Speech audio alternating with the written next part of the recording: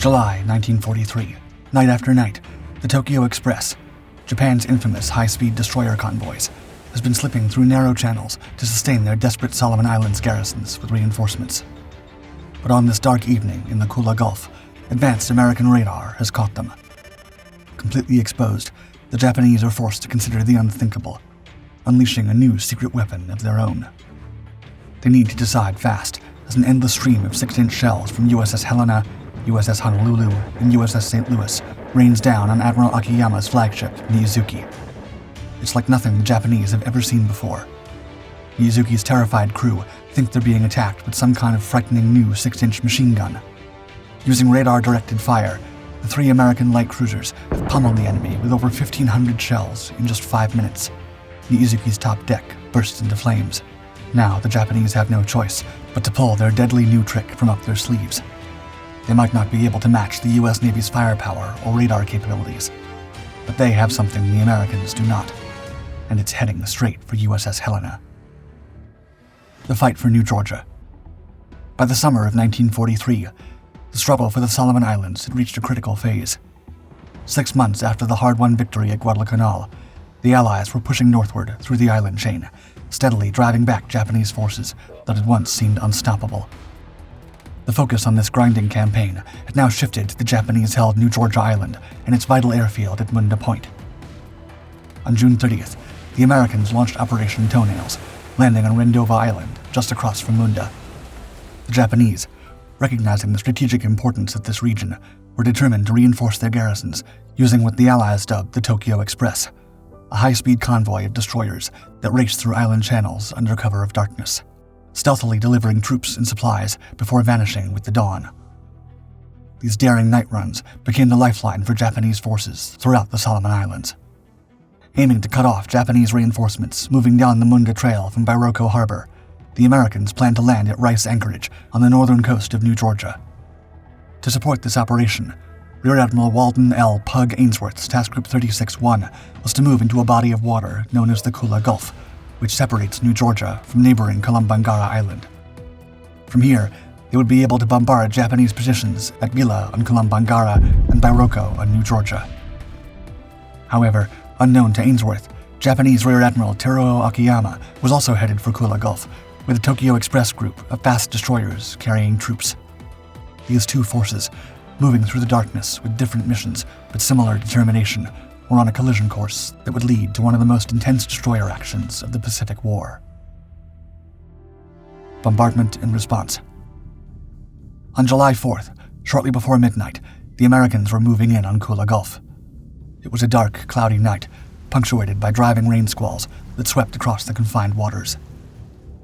While the Northern Landing Group made its way to drop its troops off at Rice Anchorage, Rear Admiral Ainsworth's Task Group 36-1 prepared to wreak havoc on the enemy installations at Bila.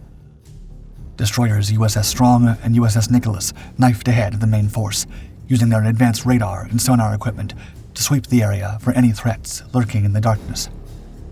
With the coast clear, the bulk of the group cut through the waves toward Bila. At 12:26 a.m., Ainsworth's 3 light cruisers, USS Honolulu, USS Helena, and USS St. Louis, let rip a thunderous bombardment against the Japanese positions, lighting up the night with muzzle flashes as approximately 3,000 rounds of 6-inch shells rained down on their targets.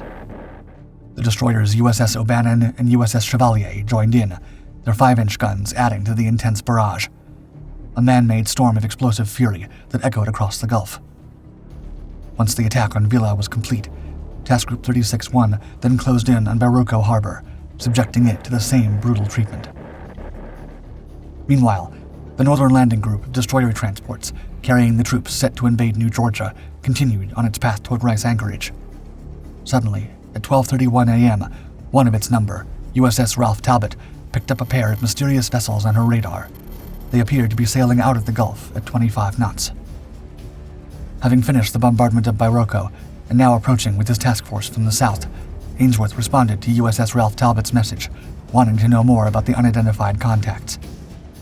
However, before Ralph Talbot's crew had a chance to reply, aboard destroyer USS Strong, Lieutenant James A. Curran spotted something that made his blood run cold. Though extremely faint, he could just about make out a foaming wake spreading directly toward his ship. It could only mean one thing. a torpedo. Strong's hull buckled as if struck by a giant hammer. The torpedo tore through its steel. The forward fire room vanished in an explosive flash, everyone inside perishing instantly. Seawater thundered through the gaping wound as the destroyer lurched violently to starboard, her keel broken. Men tumbled across tilting decks as systems failed and emergency lighting flickered weakly in the darkness. With Strong crippled and sinking, Chevalier executed a daring rescue maneuver. Her captain commanded full speed ahead as his destroyer deliberately rammed her bow into Strong's port side with a grinding crash of metal. In the flickering light of battle lanterns, sailors frantically secured lines between the vessels, while others rigged cargo nets across the twisted metal. Strong's crew began scrambling across this makeshift bridge, many coated in oil, some wounded and dazed. But the rescue operation would not be allowed to take place uninterrupted. Within minutes, Japanese shore batteries at Inogai spotted the vulnerable ships. Star shells burst overhead, bathing the scene in harsh, ghostly light as enemy guns opened fire. Geysers of water erupted around the locked destroyers as shells sought their targets. Chevalier's crew managed to rescue 241 of Strong's men before the intensifying enemy fire forced them to disengage at 1:22 a.m. With Chevalier pulling away, the mortally wounded Strong continued to settle by the bow. Just a minute later, she slipped beneath the waves. But her ordeal wasn't over. As she sank, Strong's depth charges detonated underwater, their concussive force claiming the lives of additional sailors who had jumped into the oil-slicked waters. In total, 46 men from Strong's crew were lost. Ainsworth's other remaining ships hurried past, their captains fearing more invisible assassins streaking through the depths. The torpedo that sank Strong had materialized seemingly from nowhere, but in fact, it had been fired by Japanese destroyers lurking miles beyond visual range. Alerted by the American bombardment, they had unleashed a wide spread of torpedoes in a desperate gambit, hoping one might find a target in the darkness. That one should find Strong was a stroke of pure luck. The torpedo had traveled an astonishing 11 nautical miles, a distance so vast that Ainsworth refused to believe it came from a surface ship, concluding that only a submarine could deliver such a blow from so far away. They had just witnessed the longest-range torpedo victory in history. The fleets converge. Despite the loss of Strong, the Northern Landing Group operations at Rice Anchorage proceeded as planned. With all troops safely ashore by dawn, Admiral Ainsworth's remaining ships retired eastward toward Tulagi, their bombardment mission complete. Yet the respite would be brief. That afternoon, as Task Group 36-1 steamed through the Coral Sea, Admiral Ainsworth received an urgent communication from Admiral William Bull Halsey, commander of the South Pacific area. Intelligence reports indicated that another Tokyo Express run was imminent.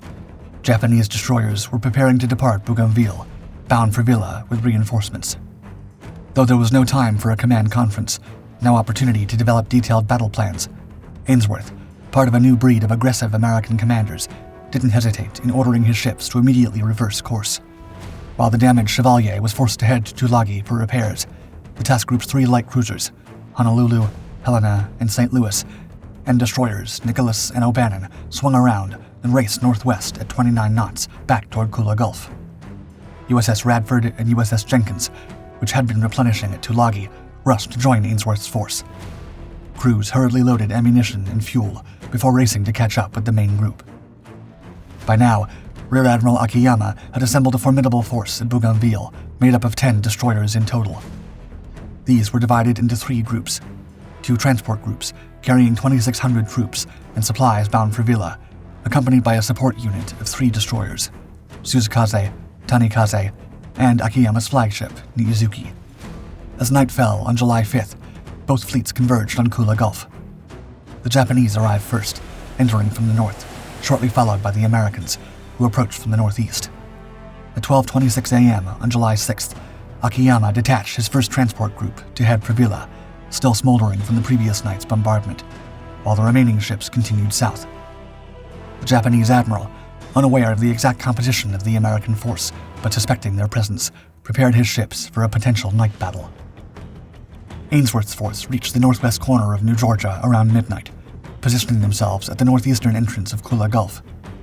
The American admiral expected to fight an artillery duel with the Japanese, using his radar to spot targets beyond visual range. What Ainsworth didn't fully appreciate was the deadly capability of the Japanese Type 93 Long Lance torpedo, a weapon that had already claimed USS Strong the night before. It carried significantly more explosive power than its American counterparts, and left very little wake that could betray its approach. While Ainsworth believed his ships could use their superior radar systems to detect and destroy Japanese vessels before they could launch an effective torpedo attack, he overlooked the crucial Japanese advantage in torpedo technology and night-fighting tactics. The Japanese support unit was equipped with radar aboard Niizuki, though less advanced than American systems. More importantly, Japanese night optics were exceptional, and their lookouts were extensively trained in night vision techniques. American radar-directed guns were headed for a showdown against Japanese long-range torpedoes. Battle begins. At 1:36 a.m., the hunt began.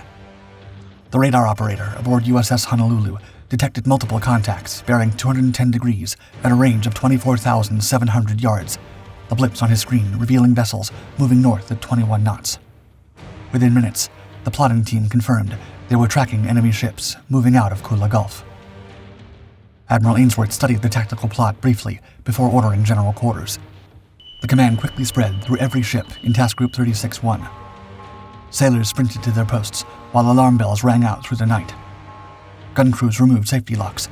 Radar operators intensified their focus, and torpedo crews readied their weapons, while the ships swiftly formed their battle line. Destroyers Nicholas and O'Bannon in the vanguard, cruisers Honolulu, Helena, and St. Louis in the center, and destroyers Radford and Jenkins guarding the rear. On the Japanese side, lookouts peered into the darkness through enormous night binoculars. At 1:47 a.m., a lookout aboard Niizuki spotted shadows to the northeast, detecting the American ships at an astonishing distance, later estimated at 14,000 yards. Admiral Akiyama immediately ordered his support group to increase speed to 30 knots and turn to port, opening their torpedo launching arcs even before the Americans had fired a shot. At 1:49 a.m., Ainsworth ordered a course change to 242 degrees, moving his formation into striking position. The radar contacts revealed that Akiyama's force had divided, representing a complex tactical situation. Though American radar operators could see the Japanese support unit sailing north, while transport groups headed toward Vila, the exact composition of each group was unclear. Radar returns were further confused by Kolombangara's irregular shoreline, creating false echoes. At 1:54 a.m., the American admiral faced a critical choice. He had to decide which Japanese group to engage first. After a moment's hesitation, he committed his force to take on the northern group. The range had decreased to approximately 11,000 yards and was closing steadily. 3 minutes later, the silence of the night was finally broken when Helena's 15 6-inch guns erupted in unison.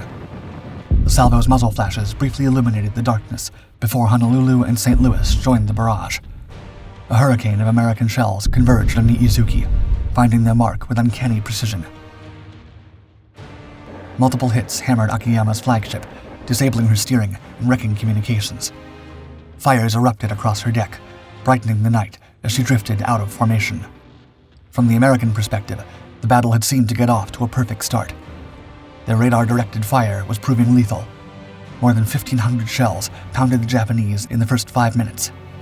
American gunners maintained an unprecedented rate of fire, with Japanese survivors later claiming they faced 6-inch machine guns. The night lit up with each salvo, revealing brief glimpses of the devastation being wrought upon the enemy vessels. Yet what the Americans couldn't see through the darkness was the Japanese response. Just 1 minute after Helena had opened fire on Niizuki, both Suzukaze and Tanikaze had executed a well-practiced maneuver, swinging their sterns out to unmask their torpedo batteries.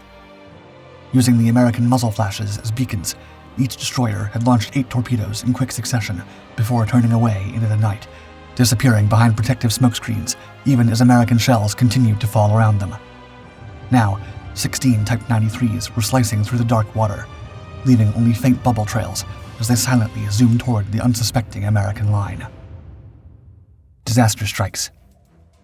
At 2:03 a.m., as the American cruisers continued their devastating barrage, disaster struck without warning. A violent explosion tore through USS Helena's bow just behind her number 1 turret. The concussion rocked the entire ship, knocking men off their feet and sending shockwaves through her steel frame. Just as the crew was absorbing the first blow, The second torpedo slammed into Helena at 2:05 a.m., followed by a third at 2:06. The second hit knocked out all lights and cut steam to the after engine room. The third torpedo struck directly under Helena's keel. The ship began to split in two, her bow and stern rising as the middle section sank. Chief Machinist's mate Edmund Kleps had been on duty in Helena's after engine room. Now, he and his fellow crew members desperately struggled through the ship's rapidly flooding spaces. He later recalled the chaos, quote, "The ship's back was broken, and we knew we didn't have much time to get up on deck. A torrential stream of water followed us as we struggled to get to the upper decks. We barely cleared the next compartment. The intense water pressure knocked me from the port side to the starboard side, and then back again to the middle." A Japanese torpedo also struck the cruiser St. Louis, but it was a dud. At 2:07 a.m., Admiral Ainsworth, unaware that Helena had been hit, ordered his force to countermarch to course 112 degrees. As the other ships turned, Helena remained unresponsive to all radio calls. The dying cruiser was already breaking up, with her bow section completely severed from the rest of the vessel. Within 20 minutes of the first hit, Helena disappeared beneath the waves. Helena's rapid sinking left hundreds of sailors struggling in the oil-slicked waters. Some clung to floating debris, while others grouped together on life rafts. The bow section, amazingly, remained afloat, providing a temporary refuge for about 200 survivors. Around them, the battle continued to unfold. By now, the damage to Niizuki had proven fatal, and she had taken Admiral Akiyama and approximately 300 of his men to a watery grave. The two surviving Japanese destroyers of the support group, Suzukaze and Tanikaze, had escaped to the northwest, but Captain Yamashira's second transport group was now heading north toward the Americans at high speed. The radar operators aboard Honolulu detected this new threat at a range of 13,000 yards. At 2:15 a.m., Ainsworth ordered another course change, this time to 82 degrees, maneuvering to cross in front of the approaching Japanese column, the classic naval tactic known as crossing the T. This positioned his ships to bring their full broadsides to bear against enemies who could only fire with their forward guns. Within 3 minutes, the American gunners had opened fire on the lead Japanese destroyer Amagiri. The distance was approximately 11,600 yards. The American ship's 5-inch and 6-inch guns pounded the approaching Japanese destroyers, which were further disadvantaged by carrying troops and supplies on their decks. Amagiri, under the command of Captain Yamashiro, took 4 hits, but managed to turn hard to starboard, lay a smokescreen, and launch several torpedoes before escaping. Next in line, Hatsuyuki was struck by 3 shells, incredibly all duds, but even without detonating, the impact of these shells caused significant damage, disabling her steering, damaging a boiler, and destroying part of her torpedo armament, claiming the lives of 6 crew members before she turned to port and escaped. The remaining 2 ships of the second transport group, Nagatsuki and Satsuki, turned back toward Vila before coming under American fire. In their haste to escape, Nagatsuki ran aground near Bombari Harbor, just 5 miles north of Vila. Satsuki continued toward Vila, where she would unload her troops. All radar contacts had disappeared by 2:35 a.m. Ainsworth believed he had successfully destroyed or driven off the entire Japanese force. With no targets remaining on his radar screens, the Admiral ordered his ships to cease fire and set course for New Georgia Sound, the broad stretch of water to the northwest of Kula Gulf known as the Slot. He was still unaware of Helena's fate. Only at 3:31 a.m. did he learn of her loss, when Jenkins reported finding the cruiser's floating bow section with her hull number still visible. With his surviving cruisers low on ammunition and one of his ships lost, Ainsworth detached destroyers Nicholas and Radford to rescue Helena's survivors, while he took the rest of the force back toward Tulagi. The Battle of Kula Gulf appeared to be over, but for the men floating in the oil-covered waters, the struggle for survival was just beginning. Rescue and aftermath. As dawn approached on July 6th, USS Nicholas and USS Radford began the grim task of retrieving Helena's survivors from the oil-slicked waves. Life rafts and floating debris dotted the surface, each carrying exhausted sailors coated in thick fuel oil. The rescue operation proceeded methodically, with the destroyers carefully navigating through clusters of survivors and throwing down cargo nets for them to climb on board. At 3:41 a.m., as the ships continued saving as many men as they could, Nicholas's radar operator suddenly reported contacts approaching from both west and south. the destroyers were forced to temporarily abandon their rescue mission, leaving hundreds of Helena's crew still in the water. The Japanese destroyers Suzukaze and Tanakaze had returned to the battle area after reloading their torpedo tubes, hoping to inflict more damage on the American force. Fortunately for the survivors, the Japanese ships failed to detect the American destroyers in the darkness and passed by without incident. The rescue efforts resumed, but were interrupted yet again at 5:15 a.m. when Amagiri appeared on the horizon.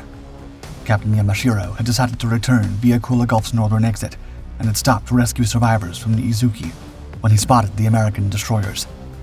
Both sides immediately squared off for another engagement.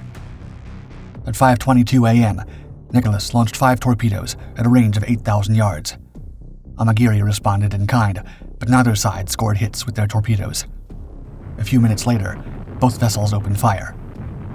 Nicholas, also firing star shells for illumination, scored 1 hit that disabled Amagiri's fire control circuits and destroyed her radio shack, claiming 13 Japanese lives, before the wounded ship's captain used a smokescreen to break contact and withdraw at high speed.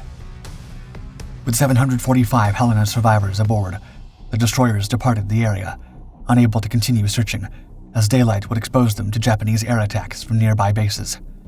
The rescue wasn't complete. Another large group of sailors remained clinging to Helena's detached bow section, and others had drifted toward nearby islands. Later that morning, Allied aircraft spotted the grounded Nagatsuki near Bambari Harbor. 11 American dive bombers and torpedo bombers, escorted by 18 fighters, attacked the stranded destroyer. Despite fierce resistance from both the ship's guns and 7 Japanese Zero fighters, the American plane scored multiple hits. Later that afternoon, Army Air Force's B-25 bombers returned to finish the job, setting Nagatsuki ablaze. Her forward magazines eventually exploded, and her crew abandoned ship. The rescue of Helena's remaining survivors became an epic that would unfold over the following days. The men clinging to the floating bow section were eventually supplied with life rafts, airdropped by a Navy Liberator bomber. The wounded were placed on the rafts, while those able to swim donned life jackets. Winds and currents pushed this flotilla away from Kalamangara and toward Japanese-held Vella Island. After a harrowing journey under the scorching tropical sun, 165 survivors reached Vella on July 7th. They were aided by local islanders and coast watchers who helped them evade Japanese patrols. Meanwhile, another group of 87 survivors had made it to a small island near Rice Anchorage, where they were rescued by destroyers USS Gwyn and Woodworth. On the night of July 16th, a daring rescue mission was launched to retrieve the men stranded on Vella. 4 destroyers provided cover, while 2 destroyer transports slipped in to extract all 165 Helena survivors, plus 16 Chinese men who would help them survive on the enemy-held island. In total, 739 of Helena's crew of approximately 900 were saved. The 168 who perished represented the heaviest loss of American life in the battle. At Tulagi, the rescued men of Helena received fresh clothes and medical attention, but in some cases, they would end up with unwanted reminders of their ordeal. Chief Machinist Mate Kleps remembered, quote, "The only thing which could get the oil off our skin was a new product, lava soap. More than a month later, at the Mare Island Navy Yard, I reported to sickbay with an earache. The corpsman relieved my discomfort by removing a large glob of oil which was lodged deep in my ear. Oil from Kula Gulf had gotten trapped in my ear, hardened, and became infected." Victory. When the smoke cleared over Kula Gulf, both sides claimed victory. As far as the Japanese were concerned, they had successfully landed 1,600 of their 2,600 troops at Bila, achieving their primary mission of reinforcing the garrison. These forces would continue resisting American advances on New Georgia for weeks afterward. Additionally, though their belief of having sunk 2 American cruisers and a destroyer was not true, the sinking of the light cruiser Helena, while losing just 2 destroyers of their own, was still a favorable exchange in tonnage and firepower. Meanwhile, Ainsworth and the Americans also reported inflated figures, initially suggesting they had destroyed as many as 8 to 10 Japanese ships, later reducing their claim to 6 or 7, while in fact it had been just 2, Niizuki and Nagatsuki. The U.S. Navy still saw the battle as a triumph of American tactics and technology. The battle had shown the dominance of their gunnery and the precision of their radar-directed fire. It had also seen the demise of Admiral Akiyama. While the successful rescue of 739 of Helena's crew further bolstered the American narrative of victory snatched from the jaws of defeat. Both navies extracted critical lessons from the engagement. American commanders now fully recognized the deadly threat posed by Japanese torpedoes, with Admiral Halsey insisting, quote, "Every effort must be bent toward maximizing the present tremendous superiority of our gunfire and minimizing the danger from enemy torpedo fire." The surprising restraint of American destroyers during the battle reflected an emerging tactical shift, learning from Japanese successes by prioritizing torpedo attacks before revealing positions with gunfire. Japanese officers, while pleased with their torpedoes' effectiveness, identified their own weaknesses. Post-battle analysis revealed concerns about countering American radar and the difficulties encountered when reloading torpedo tubes. What should have taken 10 minutes stretched to over an hour for both Suzukaze and Tanikaze, hampering their ability to press their advantage. Japanese destroyer officers called for better radar systems of their own and improved torpedo handling procedures. These lessons would be tested immediately. Just 1 week later, on July 13th, Ainsworth's force would face the Japanese again at the Battle of Kolombangara, where longer-range engagements and modified tactics reflected the rapid adaptation of both sides. Throughout the remainder of 1943, surface engagements in the Solomon Islands would continue to evolve as each navy sought technological and tactical advantages in the confined waters between islands. The long-term impact of Kula Gulf extended beyond the Solomon Islands campaign. The battle highlighted the transition underway in naval warfare, from engagements determined primarily by visual detection and gunfire to complex technological contests where radar, torpedoes, and communication systems played decisive roles. Within a year, the Tokyo Express would make its final run as American forces pushed inexorably northward. Though less famous than major carrier battles, these night actions determined control of strategic waterways essential to the island-hopping campaign. The Battle of Kula Gulf stands as one of the clearest examples of how competing technologies, American radar versus Japanese torpedoes, could determine the outcome of surface engagements that shaped the course of the Pacific War.